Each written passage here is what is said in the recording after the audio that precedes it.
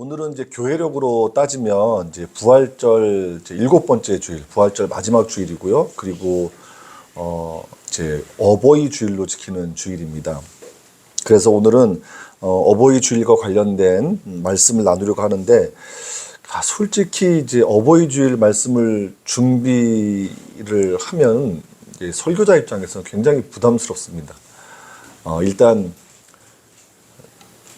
제가 효자로 살지 못해서 그런 말씀을 전해도 되나 이런 생각도 들고, 또 하나는 메시지가 사실은 이제 뻔하잖아요. 부모님 잘 섬겨야 된다라는 메시지일 테니까 너무 뻔한 메시지여서 좀 부담스럽고 어렵고 그렇습니다. 그렇지만 오늘은 좀 뻔뻔하게 하나님 말씀을 여러분 앞에서 증거하겠습니다. 조선 후기 때 이호영이라는 사람이 있었습니다. 이 사람은 조선에 그때 선교사로 왔던 중국인 신부 여항덕이라고 하는 사람을 이렇게 보필하다가 이제 카톨릭 신앙을 가지게 된 사람인데요. 카톨릭 신앙을 가졌다는 이유로 1835년에 체포가 됩니다.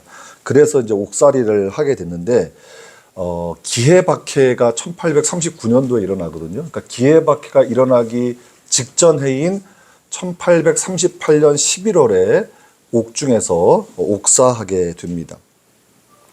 한국 천주교에서는 이 이호영이라는 인물을 기해박해의 순교자 79명 중에 한 사람으로 인정을 해왔고, 1984년이었죠. 그 교황 요한 바오로 2세가 우리나라에 방문했을 때 성인으로, 그러니까 시성된 겁니다. 성인으로 추대가 되었죠. 그래서 한국 천주교 103위 성인 중에 한 사람으로 인정이 된 분입니다. 우리가 잘 아는 이야기지만 천주교는 이제 우리나라에 들어올 때 개신교보다 한 100년 정도 먼저 들어왔습니다. 그런데 처음 들어왔을 때 시련이 많았습니다. 조선의 전통적인 그 예속과 질서를 무너뜨린다고 해서 탄압과 박해를 받아야만 했습니다. 특별히 그 초기의 천주교 신자들은 조상의 제사를 철저하게 거부했죠. 물론 이제 그 박해의 원인이 그 조상 제사만 있었던 것은 아니지만, 정치적인 이유도 뭐 물론 있었겠지만, 이 조상의 제사를 거부했다는 그 이유가 박해의 중요한 원인 중에 하나인 것은 분명한 사실입니다. 이호용은 이제 옥중에 있을 때 이제 고초가 정말 말도 못했다고 합니다. 우리나라에 들어왔던 그 서양 이제 신부들, 주교들의 그런 증언이나 기록에 따르면 고문을 굉장히 심하게 받아서 그 고문을 받는 것이 너무 가혹해서 그 과정이 정말 차마 눈뜨고 볼 수 없을 정도였다고 하고, 그리고 이제 밥을 제대로 주지 못하니까 이호영이 그 바닥에 깔려 있는 짚을 찢어서 먹기도 하고, 또 사람 몸에 서식하는 이를 잡아 먹기도 했다는 그런 주교의 기록과 증언이 있기도 합니다.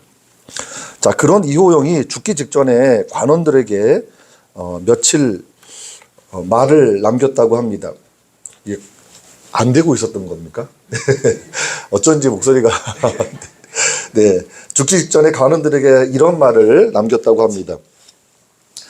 제사라고 하는 것은 헛되고 무익한 것입니다. 잠드신 부모님께 음식을 드시게 할 수 없는 것처럼 돌아가신 부모님께 음식을 차려서 제사를 지내는 것은 어리석은 것입니다. 이렇게 이야기를 했다고 합니다. 또 이런 말도 했습니다.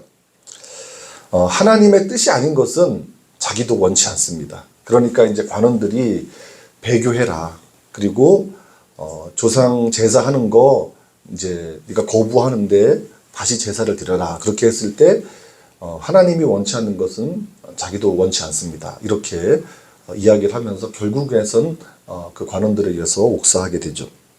그러니까 당시 관원들은 그 이호영의 말을 굉장히 참남하게 받아들였다고 합니다. 인간의 도리를 저버리는 사람으로 이해를 했고, 그 이제 천주교가 바로 그런 종교라고 생각을 해서 탄압하고 박해를 했죠. 여러분 당시 조선 사회는 유교적인 사상이 그 사람들의 뼛속까지 스며들어 있던 사회 아닙니까? 그런 이제 사회였기 때문에 이제 우리가 잘 알잖아요. 나라에 충성하고 부모에게 효도하는 것이 인륜의 가장 중요한 덕목 중에 하나가 바로 그런 덕목 아니었습니까?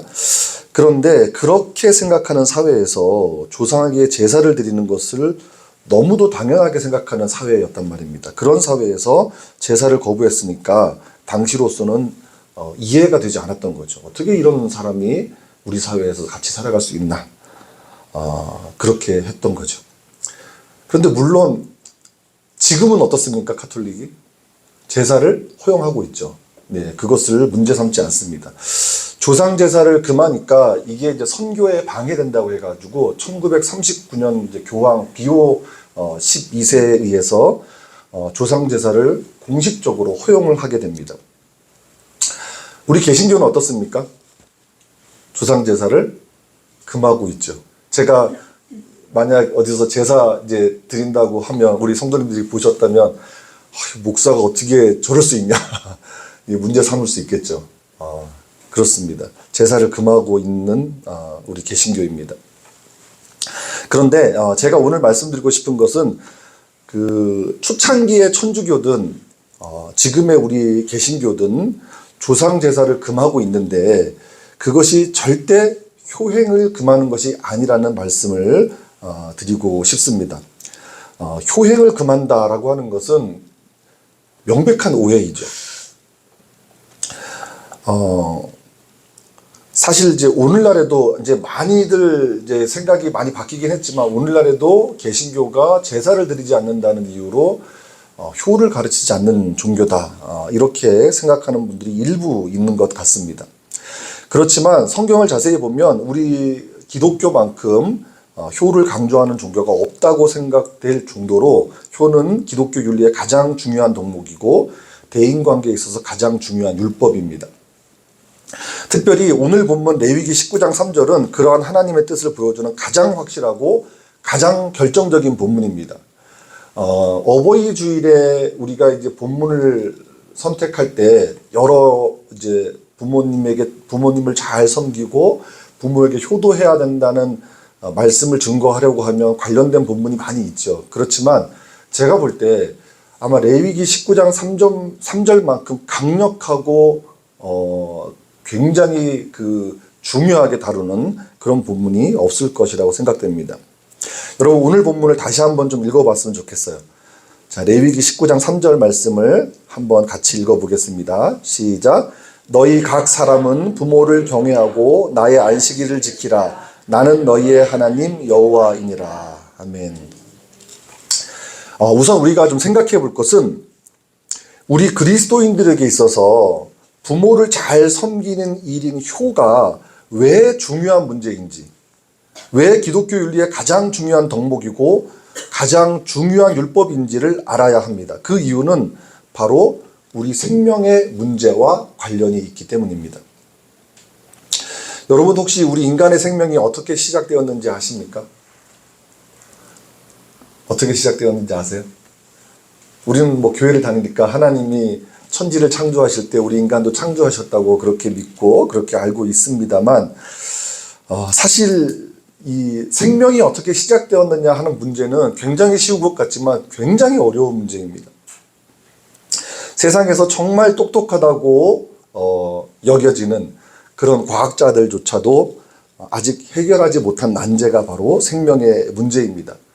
그러니까 이게 종교적인 입장에서 보자는 게 아니라 그냥 과학적인 입장에서도 보면 창조론이 있습니다. 그러니까 창조론이 우리 신앙의 입장에서만 창조론이 있는 게 아니라 과학자들도 창조론을 주장하는 과학자들이 있어요. 그리고 진화론을 주장하기도 하고, 그리고 또 요즘에는 뭐 다 들어보셔서 아시겠지만 신의 존재와 역할을 인정하면서 진화라는 방식으로 하나님께서 이 세상을 창조하시고 우리를 생명을 만드셨다라고 생각하는 유신진화론도 있습니다. 뭐 다양한 그런 이론들과 가설들이 있습니다. 그러나 순수하게 과학의 영역에서 보면 아직 인간의 생명이 어떻게 시작되었는지 정확하게 밝혀진 것이 없습니다. 말하자면 과학의 한계라는 게 있는 거죠. 생명의 기원을 명확하게 밝힐 수 없는 것은 세계적인 철학자도 마찬가지입니다. 우리가 잘 아는 세계적인 기호학자이자 그리고 소설가이기도 한 움베르토 에코라고 하는 분이 있습니다. 이 움베르토 에코가 이탈리아의 카를로 마리아 마르티니 추기경과 함께 쓴 책이 하나 있는데 무엇을 믿을 것인가, 한결아 무엇을 믿을 것인가라는 책이 있습니다. 이 당시에 이제 카를로 마리아 마르티니라는 추기경은 당시에 이 책이 나올 당시에는 그러니까 교황 후보로 거론됐던 굉장히 그 존경을 받는 인물이고 아주 똑똑한 분입니다. 이 에코하고 이 마르티니 추기경과 4번에 걸친 서신 대화가 이루어지는데 그것을 책으로 엮은 것이 바로 무엇을 믿을 것인가라는 책입니다. 근데 이 책에서 에코가 추기경에게 질문을 하나 던지는데 그 질문이 바로 생명이 어떻게 시작되었는지를 묻습니다. 그러니까 에코 입장에서 봤을 때는 생명이 무엇이고 그것이 어떻게 시작되었는지에 대한 질문을 스스로에게 던져보니까 답을 찾을 수가 없는 거예요. 너무 힘든 거예요. 그래서 자기가 이 질문을 해결하는 것이 굉장히 버거운 짐이라는 것을 고백하고 마르티니 추기경에게 질문을 한 겁니다. 이 에코의 질문을 받았을 때 이 추기경이 어떻게 대답했을까? 저도 궁금한 마음에 읽어보았는데 에코의 질문을 받은 마르티니 추기경은 성경이 말하는 생명에 대해서 말을 합니다. 추기경은 그 생명을 뜻하는 헬라어 단어가 3개가 있거든요. 성경에 보면 그 3가지 단어를 가지고 설명하는데 인간의 생명이라고 하는 것은 육체적인 생명을 뜻하는 비오스가 아니다라고 이야기합니다. 그리고 심리적인 생명, 영적인 생명을 의미하는 푸시케라는 단어가 있는데 그것도 아니라고 이야기합니다.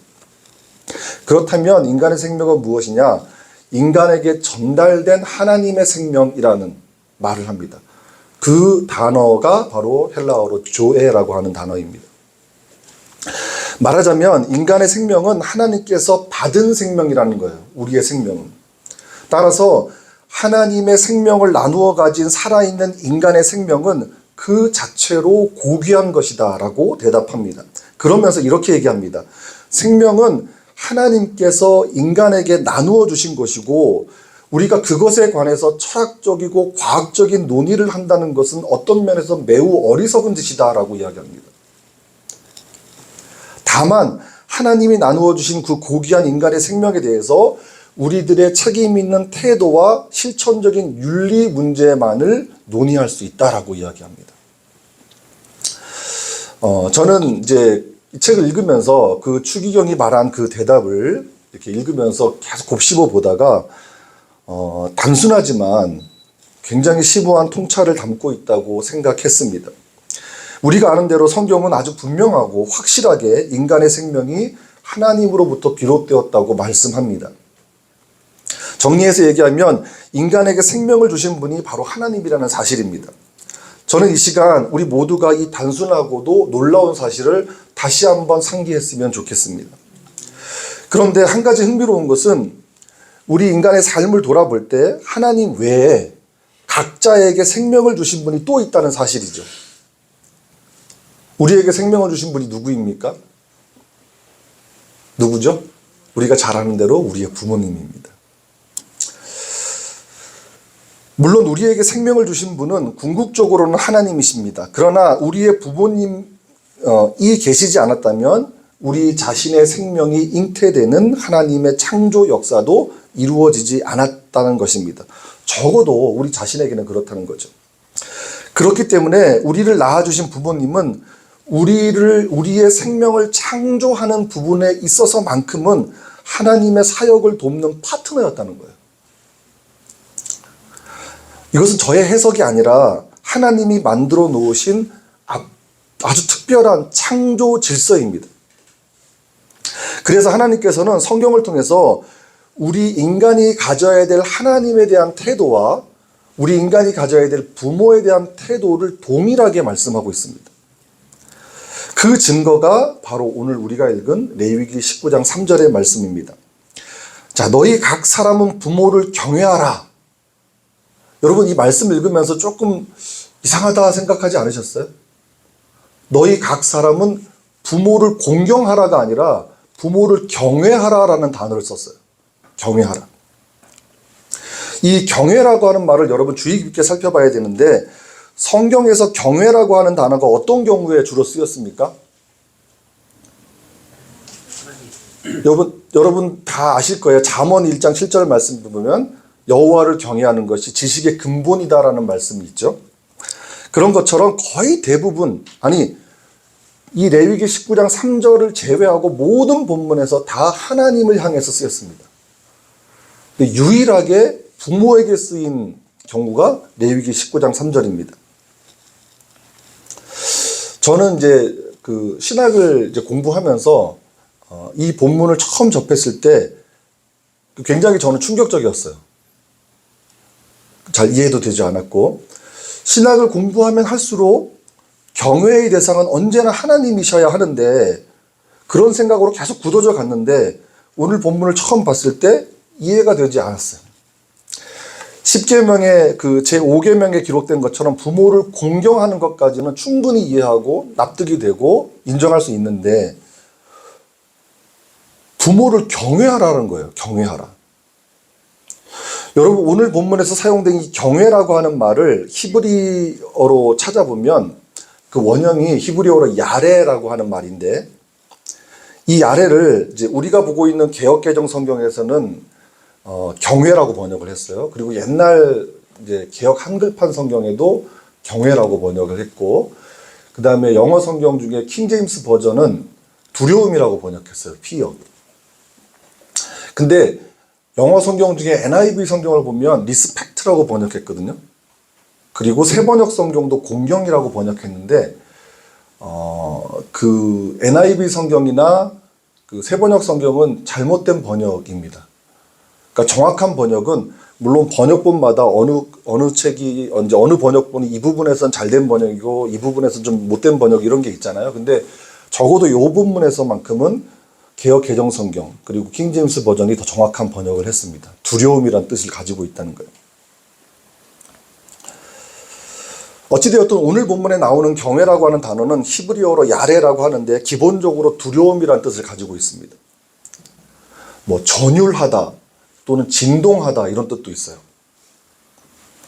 물론 이때 가지는 그 두려움은 그 단순한 공포심은 아니죠. 막 우리 괴물 같은 거 보고 막 두려워하는 그런 두려움은 아닙니다. 그러니까 신적인 권능 앞에서 느끼는 두려움을 바로 야레라고 해요. 그 루돌프 오토라고 하는 굉장히 유명한 종교학자가 있는데, 그분은 자기 개념으로 누미노제라는 단어를 썼어요. 그러니까 하나님 앞에서, 신이라고 하는 존재 앞에서 느끼는 두려움, 이제 그것을 표현하는 단어가 바로 야레, 경외입니다.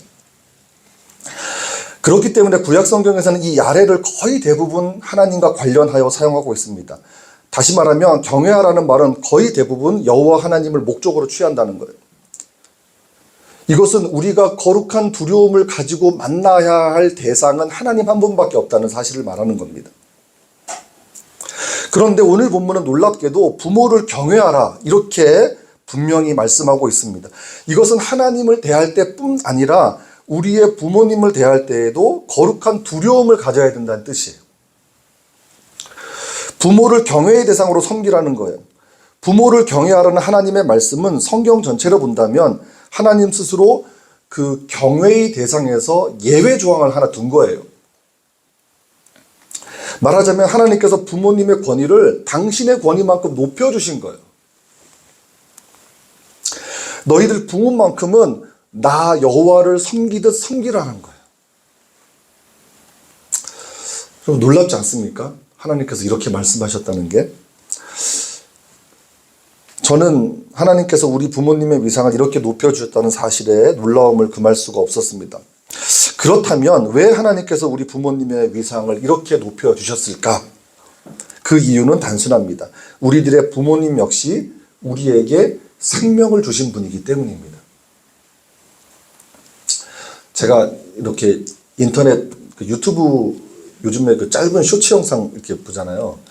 이렇게 보다가 우연히 그걸 봤어요. 어떤 이제 그 미혼모였나 봐요. 아주 오래전 미혼모로 사셨던 분인데 원치 않게 임신을 해가지고 아들을 낳았어요. 그러니까 이제 뭐 남편 되는 사람은 그냥 멀리 도망가고 떠나고 혼자서 그 아이를 이제 키울 수가 없으니까 이렇게 위탁시설에 이제 아이를 맡겼다가 수십 년이 지나서 그 이제 아들을 보고 싶은 마음이 생겨서 수소문해서 이제 찾은 거예요. 근데 이제 그 소식을 듣고 이제 엄마를 만나기 위해서 그 아들한테 이제 그 중간에 주선해주는 사람이 이렇게 이야기를 하니까 이 반발감이 생기는 거예요, 그 아들은. 이제 와서 나를 찾는다고? 막 이러면서. 근데 이제 이 중간에 중재하시는 분이 설득하는데 어떤 이야기로 설득하냐면, 그래도 너라는 생명을 이 땅에 태어나게 한 분이잖아. 그 얘기를 하더라고요. 근데 그때 그 말을 듣고 그 친구가 마음이 이렇게 열리더라고요. 그래서 결국은 그 엄마랑 만나고 두 사람이 손을 붙잡고 막 우는 모습을 제가 봤어요. 그렇습니다. 부모님 역시 우리에게 생명을 주신 분입니다. 다시 말하면 생명의 근원이신 하나님께서는 우리 각자가 우리의 부모님을 통해 생명을 부여받을 수 있도록 이 세계를 디자인하셨다는 거예요. 이것이 바로 하나님의 창조 질서입니다. 그러므로 부모를 경외하는 것은 생명을 주신 분과의 관계 속에서 생각해야 될 문제예요. 물론 우리는 부모님을 공경해야 됩니다. 그런 윤리와 도덕이 우리는 너무나 잘 알고 있습니다. 하나님의 말씀 역시 예외는 아닙니다. 성경은 부모에 대한 우리들의 윤리적인 책임을 무척이나 강조하고 있습니다. 내 부모를 공경하라. 자녀들아 주 안에서 너희 부모에게 순종하라. 내 부모를 즐겁게 하며 너를 낳은 어미를 기쁘게 하라. 저는 이런 말씀들이 아무리 강조해도 지나치지 않는 정말 귀한 말씀이라고 생각합니다. 왜냐하면 이러한 말씀들은 우리가 마땅히 지켜야 할 핵심적인 윤리를 잘 포함하고 있기 때문입니다. 그러나 오늘 본문의 말씀은 한 차원 더 높게 우리 부모를 경외해야 한다고 가르치고 있습니다. 부모를 경외한다는 것은 생명의 원천이 되시는 하나님을 경외하는 것이기 때문입니다. 그리고 그것은 하나님이 디자인하신 창조 질서에 순응하는 것을 의미합니다. 반면에 부모에 대한 불경은 곧 하나님이 허락하신 창조 질서에 대한 심각한 도전이라고 이해하셔야 됩니다. 이것을 우리가 명심했으면 좋겠습니다. 우리는 오늘 본문을 통해서 주어진 하나님의 본뜻을 깨달아야 합니다. 하나님이 무엇을 말씀하시고자 하시는지 하나님의 음성에 귀를 기울였으면 좋겠습니다. 욥기 38장에 보면 하나님께서는 피조세계를 다스리는 질서를 정해놓으셨다고 말씀합니다. 우리가 그 질서를 다 헤아릴 수는 없어요. 다 이해할 수는 없어요. 그러나 제가 이 시간 여러분에게 말씀드리고 싶은 것은 부모를 경외하는 것이야말로 하나님의 창조 질서를 회복하는 가장 기본적인 일이 된다는 거예요. 여러분 한번 생각해 보십시오. 우리가 이 땅에서 생명을 입고 사는 존재예요. 그런데 우리에게 생명을 주신 분을 경외하지 못한다. 그러고서야 어찌 우리가 하나님이 정해놓으신 질서 안에 우리를 참여시킬 수 있습니까? 하나님에 대한 수직적인 섬김도 우리 이웃에 대한 수평적인 사랑도 우리의 생명을 전달해 주신 우리 부모님에 대한 경외로부터 출발할 수 있다는 것을 여러분 잊지 마시길 바랍니다. 오늘 오후에 우리가 일터신앙이라는 책을 이제 나누잖아요. 그 책에도 보니까 생명의 문제를 다루더라고요. 우리의 일이 생명에 참여할 때, 그러니까 타인의 생명을 살리고 하나님이 창조하신 그 생명을 살리고 번성케 하는 데 참여하게 되면 그것이 아주 복된 일이다라고 얘기하지 않습니까? 그래서 이 생명의 문제와 연관해서 부모를 섬기는 것을 생각해야 하면 우리의 생각이 좀 달라질 수 있을 것 같습니다. 우리가 부모를 섬기지 못하는 사람이 어떻게 눈에 보이지 않는 하나님을 섬길 수 있겠습니까? 자기 부모님도 사랑하지 못하는 사람이 어떻게 이웃에 대한 사랑을 실천할 수 있겠습니까? 10계명 제5계명에 보면 하나님에 대한 계명과 이웃에 대한 계명 그 사이에 부모에 대한 계명이 있잖아요. 그것이 다리 역할을 한다는 것 여러분 많이 들어서 아실 겁니다. 저는 앞서서 경외라고 하는 말의 히브리어 원형이 야레라고 말씀을 드렸습니다. 그리고 그 야레의 기본적인 뜻이 두려움이다라고 말씀을 드렸습니다. 그런데 여러분, 이 거룩한 두려움이야말로 우리들의 삶을 의롭게 만들어가는 가장 강력한 동기가 된다는 것을 여러분 기억하셨으면 좋겠습니다. 경외한다는 것은 거룩한 두려움으로 인해서 공경하게 되고 존경하게 되고 헌신하게 되고 섬기게 된다는 거예요. 그리고 그 거룩한 두려움으로 인해서 경홀히 여기지 않고 가볍게 여기지 않고 쉽게 생각하지 않는 것입니다. 우리가 성경에 부모를 공경하라라고 하는 말은 많이 있잖아요. 근데 거기에서 공경하다의 히브리어는 카베드예요.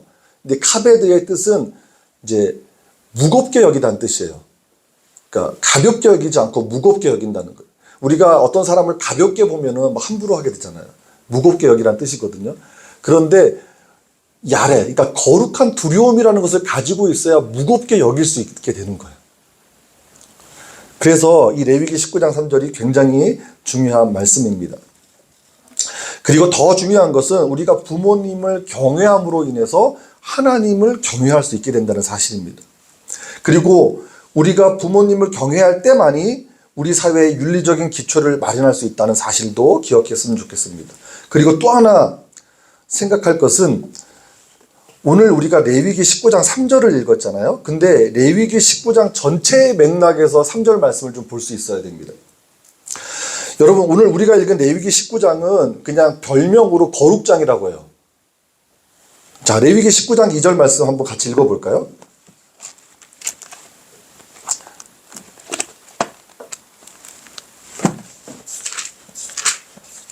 자, 레위기 19장 2절 말씀 같이 읽습니다. 시작. 너는 이스라엘 자손의 온 회중에게 말하여 이르라. 너희는 거룩하라. 이는 나 여호와 너희 하나님이 거룩함이니라. 아멘.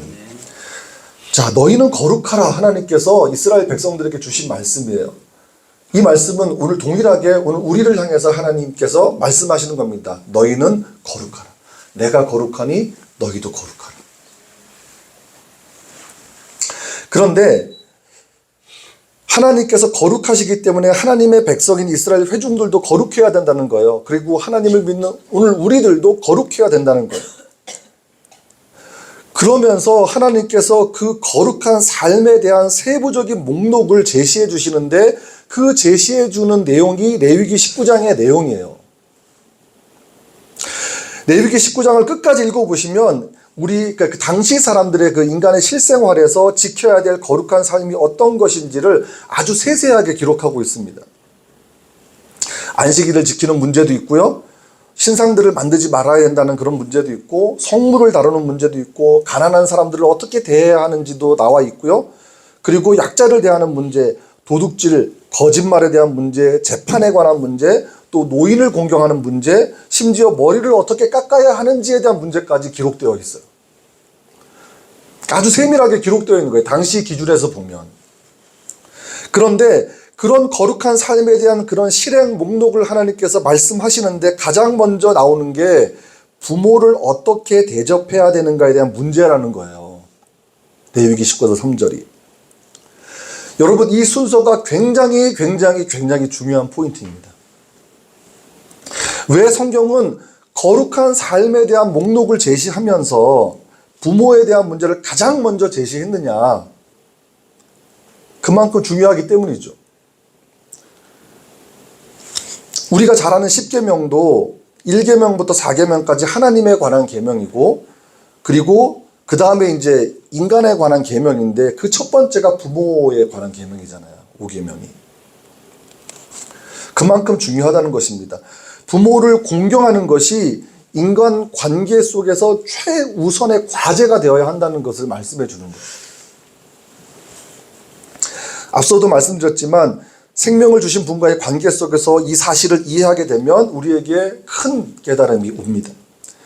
즉 모든 생명의 원천이 되시고 근원이 되시는 창조주 여호와 하나님이 만왕의 왕이시고 신들 가운데 가장 중요한 하나님인 것처럼 우리 생명의 창조자인 부모님들은 모든 사람들 가운데 최고로 존중받아야 할 분들이라는 사실입니다.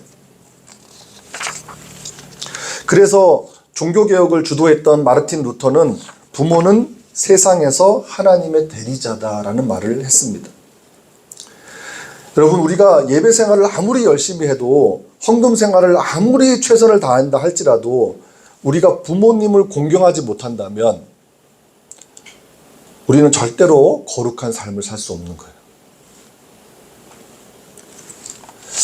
여러분, 부모에 관한 계명은 하나님께서 특별히 주신 질서이고 명령입니다. 하나님께서 굉장히 소중하게 생각하시는 우리 삶의 원칙이라는 것입니다. 이스라엘 백성들이 진정으로 거룩한 삶을 살기 원한다면 하나님을 경외하는 것은 물론이고 부모를 경외해야만 했습니다. 그리고 그 원칙은 오늘 우리에게도 동일하게 적용된다는 것을 잊지 않으셨으면 좋겠습니다. 제가 또 죄송합니다. 쇼츠 이야기해서. 그 쇼츠 영상은 이렇게 자꾸 중독성이 있어요. 보다 보면 그냥 한 시간에 후딱 가더라고요. 근데 그걸 보다가 재밌는 걸 하나 봤어요. 1981년도에 그 젊은 남녀들을 스튜디오에 이렇게 모아놓고 그 결혼관에 관한 이야기를 하는 내용이었는데, 와, 그 1981년도에 그 젊은, 그러니까 결혼 정년기에 있는 남자들의 사고방식이 지금 생각하면, 야, 이건 맞아 죽을 이야기인데. 그냥 어떤 생각이냐면, 여자는 결혼해서 남편 잘 섬기고, 빨래 잘하고, 음식 잘하고, 그 다음에 시부모님 잘 모시면 그게 행복이지 않느냐. 이런 생각을 가지고 계시더라고요. 여자들이 막 반발하는 그 내용을 아주 재미있게 봤는데, 야, 요즘에 남자들이 이런 얘기하면 진짜 큰일 나는 텐데 옛날에는 이런 얘기가 통했구나. 방송에서 이런 이야기를 할 정도로. 예, 그렇습니다. 시대가 많이 변했죠. 그래서 이제 뭐 시부모님, 그 다음에 이제 뭐 장인 장모님 하면 조금 거리를 두는 경향이 솔직히 지금 많고, 자기 부모에게조차도 그 자기가 해야 될 도리를 하지 못하는 경우들을 우리가 얼마나 많이 봅니까? 그러나 우리가 하나님의 백성들 아닙니까? 우리가 그리스도인들 아닙니까? 그래서 뭐 적어도 우리 부모만큼은 하나님의 말씀에 우리가 순종해서 경외할 수 있는, 공경할 수 있는, 그래서 우리 삶의 그 거룩한 삶을 이루어가는 기초가 될 수 있도록 우리를 만들어가는 우리 모두가 되었으면 좋겠습니다. 이것이 오늘 어버이 주일에 드리는 여러분에게 주시는 하나님의 말씀입니다. 기도하겠습니다. 하나님 감사합니다. 오늘 우리에게 귀한 말씀을 주셨는데 생각해보면, 돌이켜보면 우리가 이 말씀대로 잘 살아가고 있는지 의문이 들 때가 있습니다. 마음으로는, 생각으로는 부모님 잘 섬기고 부모님 마음 아프게 하지 않고 그분들의 마음을 기쁘게 해드려야 된다고 생각하지만, 또 여러 가지 현실적인 조건 때문에, 또 우리의 강팍함 때문에 그것을 지키지 못하고 살 때가 있었음을 고백합니다. 우리의 연약함이고 우리의 부족함입니다. 하나님, 그러나 우리의 연약하고 부족한 모습을 긍휼히 여겨주시고 우리 마음속에 부모님을 경외하고 부모님을 공경하는 마음을 회복시켜 주시고, 부모님을 통해서 부모님을 잘 섬겨서 우리의 이웃도 섬기고 또 우리 하나님께 더욱더 신실할 수 있는 우리 모두가 될 수 있도록 주님 도와주시옵소서. 예수님의 이름으로 기도드립니다. 아멘. 예, 우리 함께 찬송가 579장을 함께 찬송하겠습니다.